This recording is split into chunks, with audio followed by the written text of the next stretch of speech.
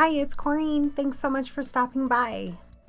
Today I'm sharing another Christmas card with you. I've really been enjoying making Christmas cards lately, and I recently showed another video using this same die set. It's super fun to make.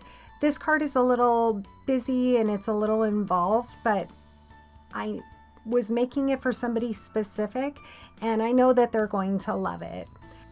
So I'm starting out with a card base made from Hammermill 100-pound cardstock and a piece of powder blue cardstock.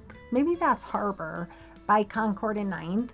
And here I'm showing you a circle die that I used to cut out this frame from this gorgeous basil matte silver cardstock.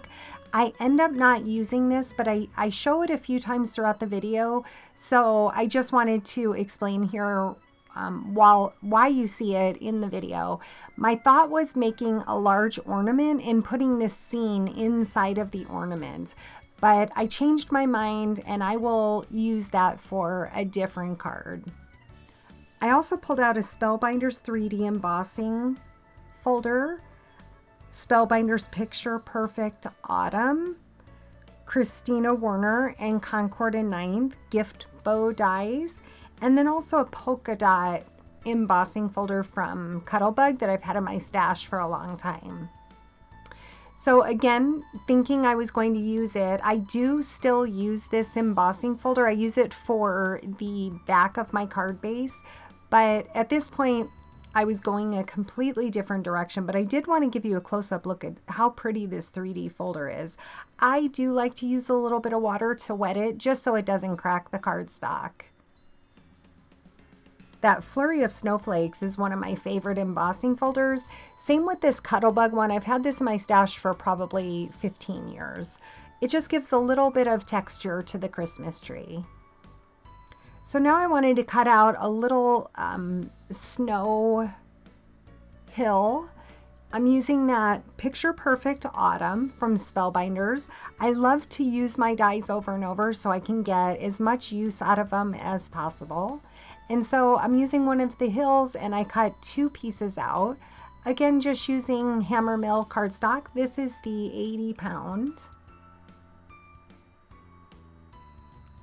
It didn't cut the full length, so I just had to trim off the rest with my scissors. And again, still thinking I was going to be making a little ornament. I'm using all Concord and Ninth cardstock. The red there is my favorite. It's cranberry. And behind the windows, I put a little piece of transparency paper.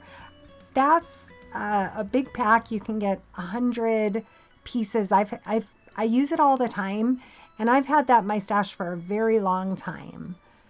So I just cut that to go behind the window.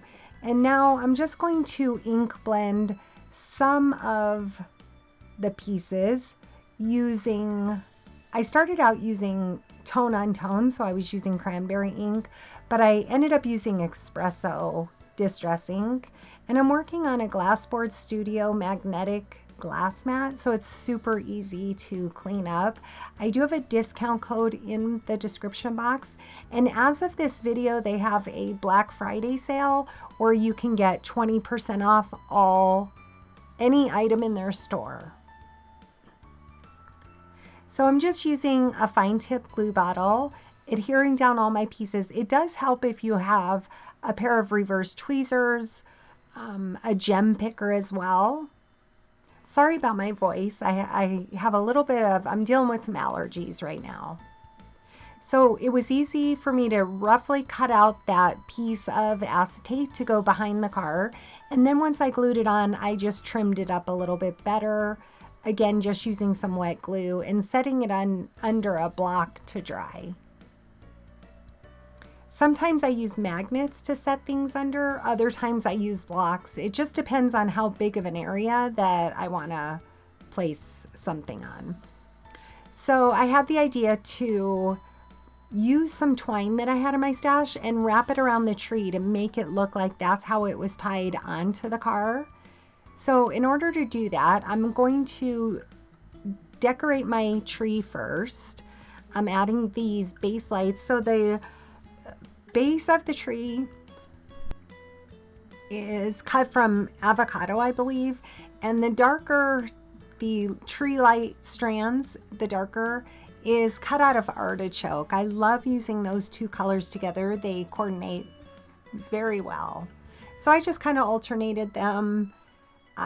Previous to this, I cut out a lot of die cuts, not sure what I was and wasn't going to use, but that's how I like to work. I just cut a bunch of stuff out. Anything I don't use, I will store with the die set itself so I can use them for future cards. And I'm using mostly scraps. I think all besides the car, we're all using scraps of paper. That's my favorite thing. I save every little bit of scrap from my Concord and 9th cardstock, so I love using that up. The white that I'm using, I do tend to use hammer mill cardstock. I do have over to the side there I think they're scrapbook.com. I can never remember what they're called. The little stackable trays. Those are really helpful. I don't think at the time that I made this video I had the craft catchers by Glassboard Studios. I show those in a few other videos. Those I've been using a lot for stuff just like this, to kind of keep all my die cuts separate and to keep my dies that I'm working with separate. So if I don't show those, I don't think I had them at the time like I said, but check out Glassboard Studios for the craft catchers. They're fantastic. So I just started gluing a bunch of different die cuts together. I wasn't sure at this time what I was going to do. That little piece there actually goes with the stocking, that green piece, but I used it as like if it was a holly leaf. I added that along with a little candy cane to the back of the stocking. Again, all Concord and 9th papers except for this silver. This silver mat is that basil cardstock I showed at the beginning, and I'm just gluing the toppers to the gifts. I'm just kind of putting everything together. I glued quite a few items and then decided what I was going to use later. And I do have a couple leftover items, but I will say, or I did save those and I will use those in a future video. So this little wreath, I did double that. I just wanted it to look a little bit fuller.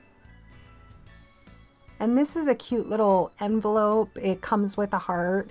I did use the heart on it, but I also used a little heart on the stocking itself.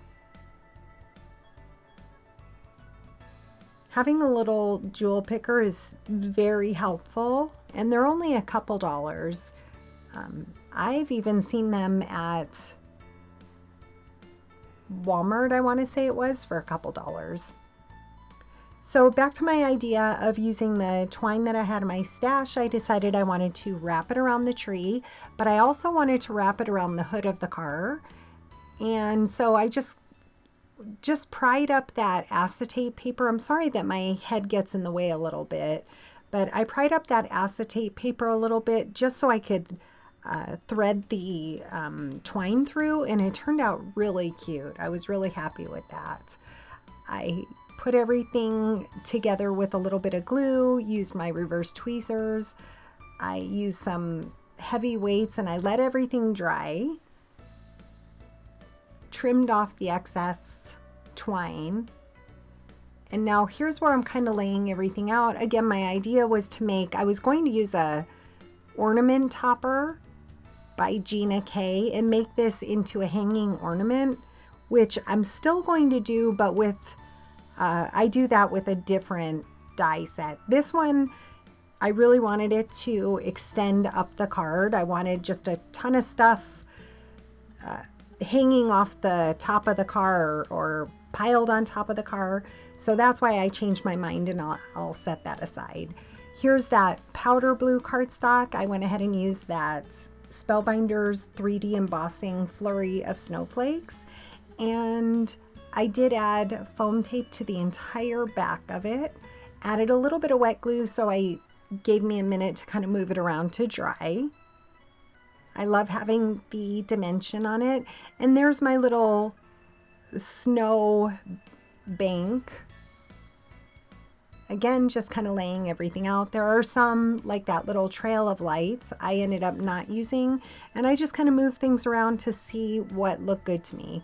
When I was happy with that, I kind of held it in place, went through, added a tiny bit of wet glue just to kind of keep the placement where I wanted. I could have just taken a picture of it and redid it, but I thought it was easy this way.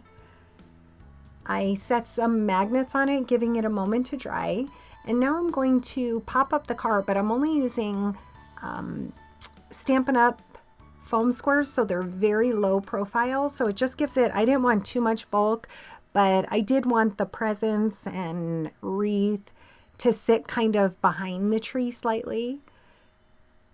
So once I did all that, I did go back and add a little bit more glue behind all the items just to make sure everything was securely in place.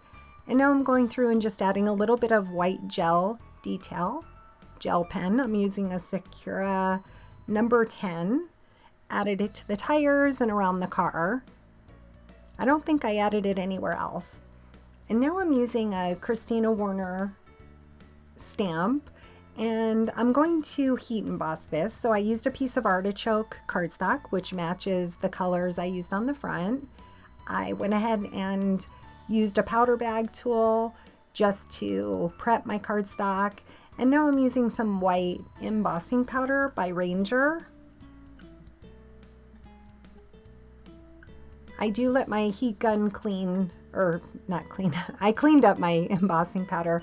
I do let my heat gun warm up, and then I emboss that piece, added it to the inside. I like to finish off the inside of my cards, especially if I know who the card is going to and the sentiments that I want to use. So I went ahead and embossed another sub-sentiment using some Fabri-Tac. I made sure to add a lot of glue because the paper did get slightly warped. And I'm just holding my card base down with some magnets to kind of keep my hands out of the way so I could glue that down. So here's a closer look of the finished card. I hope you enjoyed the process today. I love that there's a little bit of dimension on the card, and I love, even though it's a busy card, I think that this person will really enjoy the card, all the texture on it and details put into it. If you have any questions, leave them down in the comments section below, and I hope you'll consider subscribing to my channel, giving this video a thumbs up, and leaving a comment. Thanks so much for watching.